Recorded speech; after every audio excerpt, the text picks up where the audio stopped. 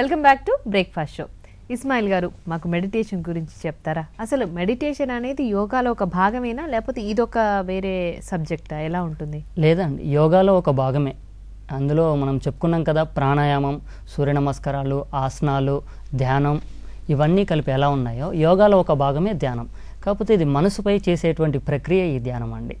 ధ్యానం చేయడం వల్ల అమితమైనటువంటి శక్తి వస్తుంది మనిషిలో.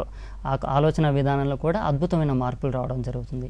చిన్న వయసు నుంచే మనం ధ్యానం ప్రారంభించగలిగినట్టయితే పిల్లల్లో ఎటువంటి అలజడి ఉండదు. ఈ రోజున పేరెంట్స్ అంటారు, మా పిల్లవాడు బాగా గొడవ చేస్తూ ఉన్నాడండి, అతన్ని అదుపులో పెట్టలేకపోతున్నాం, మా పిల్లవాడు ఎక్కువ కంప్యూటర్ దగ్గర ఉంటాడండి, మా పిల్లవాడు బాగా అల్లరి చేయడం, ఎక్కువ ఆటలాడడం, ఏది సరే పుస్తకం పట్టుకున్నా సరిగా చదవలేకపోతున్నాడు, ఎక్కువసేపు నిలకడగా ఉండలేకపోతున్నాడు. కారణం ఏంటంటే చూడండి, ఇప్పుడు ఒక పదార్థం, ఒక భూమిని తీసుకున్నట్టయితే ఒక రాయి, స్టోన్ ఇంత దూరం విసిరేస్తే కొంత దూరంలో పడుతుందండి. ఆ రాయి కన్నా పలసగా ఏది ఉంటుందంటే నీరు ఉంటుంది. ఇక్కడ పోస్తే కొంత దూరం ముందుకెళ్తుంది. నీటి కన్నా పలసగా ఏముంటుందంటే గాలి ఉంటుందండి. గాలి వెనకాల ఎంతైతే బలం ఉంటుందో అంత ఫోర్స్గా ముందుకెళ్ళడం జరుగుతుంది. ఈ గాలి కన్నా అతి సూక్ష్మంగా పలసగా ఏది ఉంటుందంటే మనసు అండి. ఏ క్షణంలో అంటే అది అంత ఫాస్ట్గా వెళ్ళగలదు. ఇప్పుడు అమెరికా వెళ్ళగలదు, ఎక్కడికైనా వెళ్ళగలదు, అంతటి శక్తి ఉంది. అది టోటల్గా ఎనర్జీ అండి అది. అయితే ఈ ఎనర్జీ పిల్లలు రకరకాల ఆహార పదార్థాలు తీసుకోవడం వల్ల ఎనర్జీ ఎక్కువై దాన్ని ఎటు డైవర్ట్ చేయాలో పిల్లలకు ఆర్గనైజింగ్ తెలవదండి. తెలవక కొందరు టీవీ వైపు, కొందరు ఆటల వైపు, కొందరు పాటల వైపు, కొందరు కంప్యూటర్ వైపు, కొందరు స్నేహితులతో గడపడానికి రకరకాలుగా వాళ్ళు చేస్తూ ఉంటారు. దాంట్లో ఈ మనం మెడిటేషన్ ప్రక్రియ వాళ్ళకి చేయించడం ద్వారా ఏమవుతుందంటే వాళ్ళకి ఏం కావాలో భవిష్యత్తులో అనేది రికగ్నైజ్ చేయగలుగుతాడు. ఈ మెడిటేషన్ వల్ల జరిగేటువంటి ప్రక్రియ అండి. మనకేది కావాలో దాన్ని మనం తొందరగా గుర్తించగలుగుతాం. దాంట్లో ప్రావీణ్యం వస్తుంది అంటే మిగతా యాక్టివిటీస్ అన్నీ బంద్ చేసి దాని మీదే వెళ్తూ ఉంటారు పిల్లలు. అంటే అతనికి ఎక్కడో ఒక దగ్గర ప్రతిభ కనిపించాలి. ఆ ప్రతిభ కనిపించాలంటే మానసిక శక్తి పెరగాలి. మానసిక శక్తి పెరగాలంటే మెడిటేషన్ చేయాలి. ఇప్పుడు సహజంగా మనం బయట చూస్తూ ఉంటాం, ఎంతోమంది పిల్లలు ఆత్మహత్యలు చేసుకోవడం, ఇటువంటి మన పర్టికులర్గా మన కళ్ళ ముందు కనిపిస్తున్నాయి. టీనేజ్ గ్రూప్లో ఎక్కువగా ఉన్నాయి. వాళ్ళకేంటంటే ఎటు నిర్ణయం తీసుకోవాలో తెలియడం లేదు. మానసిక స్థితి అనేది బలహీనంగా ఉంది. ఇంతకుముందు మనం చెప్పుకున్నాం కదండి, అతను తీసుకున్నటువంటి వర్క్ ఏమో ఈ స్థాయిలో ఉందండి, అతని కెపాసిటీ ఏమో ఈ స్థాయిలో ఉంది. అందుకోలేక ఘర్షణ పడుతుంటారు, ఒత్తిడి పడుతుంటారు, చికాకు గురవుతుంటారు. ఈ ఆందోళన, ఈ ఒత్తిళ్ళని మనసులో పెట్టుకొని చిన్నప్పటి నుంచి మనసులో పెట్టుకొని ఒక్కసారిగా అటు డైవర్ట్ అవుతారు. ఈ ఆత్మహత్య చేసుకోవడం ఇటువంటివన్నీ ఒక్కసారి మనసులో వచ్చేది కాదండి. చిన్నతనం నుంచి తనకు అనుకూలంగా జరిగిన సందర్భాల్లో నాకు ఇలా జరిగింది, స్నేహితులు దూరం చేశారు, బంధువులు దూరం చేశారు, నా మాట ఎవరు వినడం లేదు, నాలో ఏదో ఒక లోపం ఉంది అని లోపాన్ని అనుకుంటూ నేను చస్తే బాగు ఇటువంటి టాపిక్స్ అనుకుంటుంటారు. ఇవి అనుకుంటూ పెరిగి ఒక విత్తనం చెట్టుగా మారి, చెట్టు కాస్త పూలుగా మారి, పూలు కాస్త కాయలుగా ఉండి ఎప్పుడైతే పండుగ మారుతుందో ఆ విధంగా స్థితి పెరిగి ఒక్కసారిగా ప్రకోపించి ఆలోచన విధానం దెబ్బతింటుంది. ఏం చేయాలనో అర్థం కాదు. ఆ సందర్భంలో ఇటువంటి అనర్థాలు జరుగుతూ ఉంటాయి.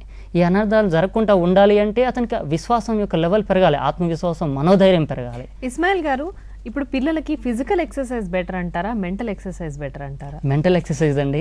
యాక్చువల్గా ఫిజికల్ ఎక్సర్సైజ్ అనేది పిల్లలు ఎప్పుడు ఆడుకుంటారు కాబట్టి సహజంగా ఫిజికల్ ఎక్సర్సైజ్ జరుగుతూ ఉంటుంది. మెంటల్ ఎక్సర్సైజ్ చాలా ఇంపార్టెంట్. దాంట్లో ఈ మెడిటేషన్ అనేది ప్రధానమైన పాత్ర పోషిస్తుంది. ఇస్మాయిల్ గారు, ఇప్పుడు యోగా నేర్పాలి పిల్లలకి అంటే మొదట ఫస్ట్ తల్లిదండ్రులు నేర్చుకుని ఉండాలి, వాళ్ళకు కొద్ది గొప్ప అవగాహన ఉండాలి దాని మీద. సో ఈ పోటీ ప్రపంచంలో యోగా కంటే ఎక్కువ చదువు మీద కాన్సన్ట్రేషన్ ఉంది వాళ్ళకి. అంటే తెలుసో తెలీదో మనకు కరెక్ట్గా తెలియదు అనుకోండి, ముందు చదవాలి, అదేదో ముందు చదువుకి ఆ టైం ఏదో చదువుకి కేటాయించు అనే చెప్పేవాళ్ళు ఉంటారు కదా. మరి వాళ్ళని ఎలా మీరు మౌల్డ్ చేసుకుంటారు దీని వైపు? పేరెంట్స్ మీటింగ్స్ కండక్ట్ చేయడం జరుగుతుందండి. లేదంటే ఒక 30 మంది పేరెంట్స్ కానీ ఒక 100 మంది ఎక్కడైనా ఉన్నప్పుడు అక్కడికి వెళ్ళి 10 నిమిషాలు యోగా యొక్క గొప్పతనం చెప్పడం జరుగుతుంది. ఇప్పుడు పిల్లలు మామూలుగా క్రికెట్ ఆడుకోవడానికి బయటికి వెళ్ళినా కూడా వద్దు అని వారించే పేరెంట్స్ చాలా మంది ఉంటారు. యాక్చువల్గా ఫిజికల్ ఎక్సర్సైజ్ అది అవసరమే కదా. అవును, అవసరమే. వద్దు, ఇంట్లో ఇంకో 10 నిమిషాలు ఇక్కడే కూర్చొని టీవీ చూసి తర్వాత చదువుకో అనే వాళ్ళే ఎక్కువ ఉంటారు. సో అట్లాంటి వాళ్ళ కోసం మీరు ఏం సజెషన్ ఇద్దాం అనుకుంటున్నారు? బయట ప్రపంచాన్ని చూస్తే ఒక రకంగా ఇప్పుడు పిల్లల కన్నా పేరెంట్స్ ఎక్కువ భయపడుతున్నారండి.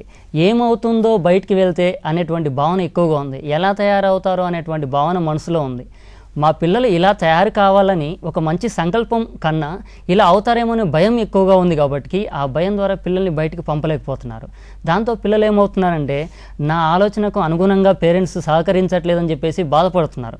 పేరెంట్స్ ఏమో పెద్ద వయసు వాళ్ళు, పిల్లలేమో చిన్న వయసు వాళ్ళు. తప్పకుండా వినాలి, తల్లిదండ్రుల మీద ప్రేమ కావచ్చు, అభిమానం కావచ్చు, గౌరవం కావచ్చు, భయం కావచ్చు, వినాలి. దానికోసం వీళ్ళు మనసు బాధ పెట్టుకుంటూ అక్కడ ఉంటారు. కాకపోతే పేరెంట్స్ ఏం చేయాలి, తన పిల్లవాడు వెళ్తున్న పరిసరాలు ఎలా ఉన్నాయి, ఆడుకునేటువంటి పరిసరాలు ఏ విధంగా ఉన్నాయి, ఎటువంటి స్నేహితులతో ఉన్నారు, తన పని తను చేస్తున్నాడా లేదా, ముందు హోంవర్క్ ఉంది అదేమైనా పెండింగ్ పెడుతున్నాడా, ఎగ్జామ్స్లో ఏ టైపు మార్క్స్ తను చేయగలుగుతున్నాడు, ఒక పర్సెంటేజ్ ప్రకారం తీసుకురాగలుగుతున్నాడా, కొన్ని పుస్తకాలు హోంవర్క్ అనేది పక్కన పెట్టి ఎక్కువ ఆటలకి ఆసక్తి చూపుతున్నాడా, వీటిని స్కాన్ చేయవలసి ఉంటుంది. ఓకే అండి, ఇస్మాయిల్ గారు మీరు పేరెంట్స్కి ఇంకొన్ని సజెషన్స్ ఇచ్చే ముందు మా కార్యక్రమంలో పదం అర్థం చూద్దామండి. ఇప్పుడు పదం అర్థం.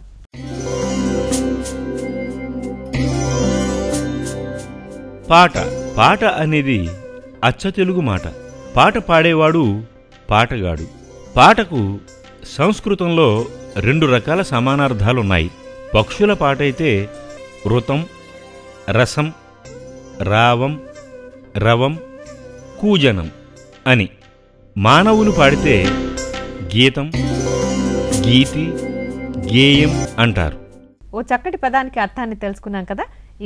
ఇంకాసేపు ఇస్మాయిల్ గారితో మాట్లాడి మరి పేరెంట్స్కి వారు ఏమేమి సజెషన్స్ ఇవ్వబోతున్నారో తెలుసుకుందాం. ఇస్మాయిల్ గారు పేరెంట్స్కి ఇచ్చే సజెషన్స్ చెప్తారా? తప్పకుండా చెప్తానండి. ఇప్పుడు ఆసనాలు, ప్రాణాయామాలు అనే దాంట్లో పేరెంట్స్ నేను ఒకటే విన్నవిస్తున్నాను, మీ పిల్లల దగ్గర నుంచి మీరు మంచి ఫలితాన్ని పొందుతున్నారండి. ఇప్పుడు ఎవరైనా కానీ ఏ జాతి అయినా కానీ తన తర్వాత తరం బాగుండాలి అని కోరుకుంటారు. ఇంత మనం కష్టపడేది ఉదయం నుంచి సాయంత్రం వరకు కష్టపడి ఇన్ని కార్యక్రమాలు చేస్తున్నాం మన బిడ్డల యొక్క భవిష్యత్తు గురించి.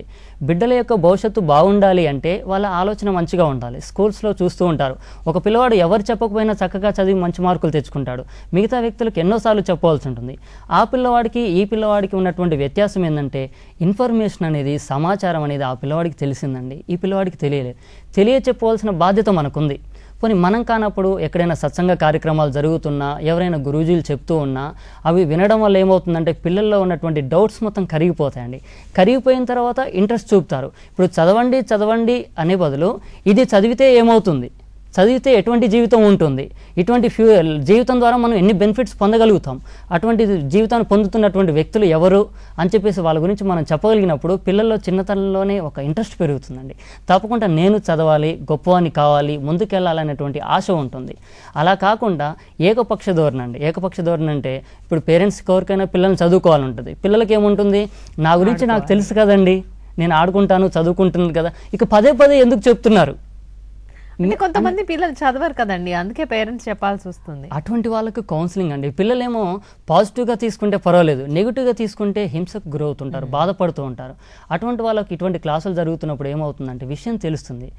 విషయం తెలవడానికి మేము ఒక చిన్న ఉదాహరణ చెప్తూ ఉంటాం. ఎలా అంటే ఇప్పుడు శ్రీరాముల వారిని ఆశ్రమానికి పంపించేటప్పుడు వాళ్ళ నాన్నగారు, నాన్న నేను గురువు దగ్గరికి పంపిస్తానంటాడు.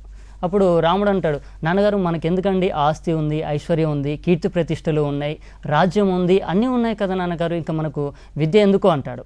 ఆ పిల్లవాడు అడగడంలో తప్పులేదండి, కానీ క్లారిఫికేషన్ ఇవ్వాల్సిన బాధ్యత తల్లిదండ్రులది. అప్పుడు తను ఏం చెప్తాడు, బావిలో కప్ప ఉంది చూసావా, అది బావి వరకే పరిమితమైంది, అదే పక్షిని తీసుకుంటే ప్రకృతి మొత్తం తిరుగుతూ ఉంటుంది. ఈ కప్ప లాంటి జీవితం కావాలా, పక్షి లాంటి జీవితం కావాలా? చిన్న ఎగ్జాంపుల్, ఒక గొంగళి పురుగు ఒక చెట్టు మీదనే జీవితాన్ని కొనసాగిస్తుంది, ఆకలి మీద తిరుగుతూ ఉంటుంది. అదే గొంగళి పురుగు ఏం చేస్తుంది, తన యొక్క స్వభావాన్ని మార్చుకొని సీతాకోక చిలకలా మారుతుంది. సీతాకోక చిలకలా మారిన తర్వాతకి అందమైనటువంటి పూల దగ్గరికి, పండ్ల దగ్గరికి, వాటర్ ఫాల్స్ దగ్గరికి అన్ని చోట్ల విహరిస్తుంది. ఈ గొంగళి పురుగు నుంచి సీతాకోక చిలకల ఏ విధంగా అయితే మారిపోయిందో, ఎవరైతే విద్యను అభ్యసిస్తారో అతను ఉన్నతంగా ఉండి ఆ విధంగా ఉంటారు. అటువంటి స్వేచ్ఛాయుతమైన జీవితం నీకు కావాలి అంటే తప్పకుండా విద్యను అభ్యసించాలంటే అప్పుడు ఆసక్తి పెరుగుతుంది. నేను చదువుకోవాలి, గొప్పవాన్ని కావాలి, నేను ఇక్కడే ఉండి ఎంత దూరం వెళ్ళగలిగే స్థితి రావాలి అన్నటువంటి ఆలోచన ఉంటుంది. అటువంటి భావాలు అనేవి పేరెంట్స్ పిల్లలకు అందించగలగాలి. ఓకే అండి, ఇస్మాయిల్ గారు మీరు పిల్లలు కాన్సన్ట్రేషన్ పెరగాలి, వారికి కాన్ఫిడెన్స్ పెరగాలి అంటే యోగా అనేది తప్పనిసరి అని చెప్తున్నారు. అలాగే పేరెంట్స్కి కూడా మంచి సజెషన్స్ ఇచ్చారండి.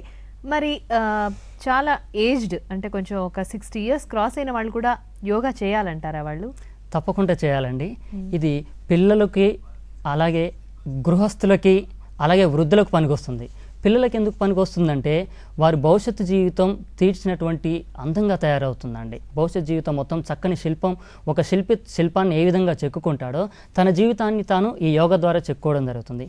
అదేవిధంగా గృహస్థుకు వచ్చినట్టయితే వ్యాపారంలో, కుటుంబంలో ఎన్నో రకాల ఒడిదొడుకులు అలజడులు ఉంటాయి. ఈ అలజడులు ఉండడం వల్ల తన యొక్క ఆలోచన పరిధి దూరంగా వెళ్ళక సరైన నిర్ణయాలు తీసుకోలేండి. ఆవేశానికి గురవుతుంటారు. ఒకరి మీద ఒకరికి కోపము, ద్వేషము ఇటువంటివి పెరుగుతూ ఉంటాయి. అటువంటి సందర్భంలో యోగ సాధన చేస్తే ఆ ఫ్యామిలీ మధ్య మంచి అండర్స్టాండింగ్ ఉంటుంది. ఒకరి నుంచి ఒకరు అర్థం చేసుకోగలుగుతారు. ఇక వృద్ధుల విషయానికి వచ్చామనుకోండి, వాళ్ళకు భవిష్యత్తు జీవితం చాలా తక్కువ ఉంటుందండి. గతం అనేది ఎక్కువ ఉంటుంది. వాళ్ళు ఎప్పుడు కూడా చేసే పని తక్కువగా ఉంటుంది. రిటైర్డ్ అవ్వడం ఇలా ఉండడం వల్ల నేను గతంలో అది చేశాను, ఇది చేశాను, అలా ఉన్నాను, ఇలా ఉన్నాను, ఇప్పుడు ఇలా అయిపోయానని చెప్పేసి గతం గురించి తోడుకుంటూ బాధపడతారండి. తద్వారా ఏమవుతుందంటే గతం అనేది చనిపోయిన శవం లాంటిది, అది తిరిగి రాదండి, మన చేతిలో లేదు. భవిష్యత్తు అనేది పుట్టని బిడ్డ లాంటిది. కానీ వర్తమానాన్ని మనం సద్వినియోగపరచుకోవాలి. అప్పుడు వాళ్ళు దైవ కార్యక్రమాల వైపు వెళ్ళి ఏదైనా పారాయణం చదవడం, భగవద్గీత చదవడం, ఖురాన్, బైబిల్ ఇటువంటి గ్రంథాలు చదువుతూ ఉంటే జ్ఞానం పెరగడం ద్వారా వాళ్ళ గతానికి సంబంధించి గతం అనేది మొత్తం వదిలిపెట్టాలండి. భవిష్యత్తు అనేది చాలా చక్కగా ఉంటుంది. మన మాటలు మన పిల్లలకు చెప్తూ ఉండాలి. ఈ శేష జీవితాన్ని హాయిగా గడపాలి. దీనికోసం అమితమైనటువంటి యోగాసనాలు, సూర్య నమస్కారాలు చేయలేరు. కానీ కళ్ళు మూసుకొని మెడిటేషన్ చేయగలుగుతారు. చక్కగా మంత్రం చాంటింగ్ చేయగలుగుతారు. మనసును ప్రశాంతంగా ఉంచుకోగలుగుతారు. అటువంటి సందర్భంలో వాళ్ళకు ఆహారంలో కొంత మార్పు తీసుకొస్తే పిల్లలకు కావచ్చు, గృహస్థులకు కావచ్చు, అలాగే పెద్దవాళ్ళకి, వృద్ధులకు కూడా చాలా ఉపయోగపడుతుంది. ఓకే ఇస్మాయిల్ గారు, మా షోకి వచ్చి యోగా గురించి చాలా విషయాలు చెప్పినందుకు థ్యాంక్ యూ వెరీ మచ్ అండి. థ్యాంక్స్ అండి, ఇంత చక్కటి అవకాశాన్ని కల్పించారు. ఈ రోజున పేరెంట్స్కు, పిల్లలకు యోగా యొక్క విలువ తెలియజేయడం కోసం ఈ స్టూడియో నుంచి మీరు ముందుకు రావడం అనేది మేము చాలా హ్యాపీగా ఫీల్ అవుతూ ఉన్నామండి. ఓకే, సాయిరామ్. ఇప్పుడు వార్తోదయం చూద్దాం.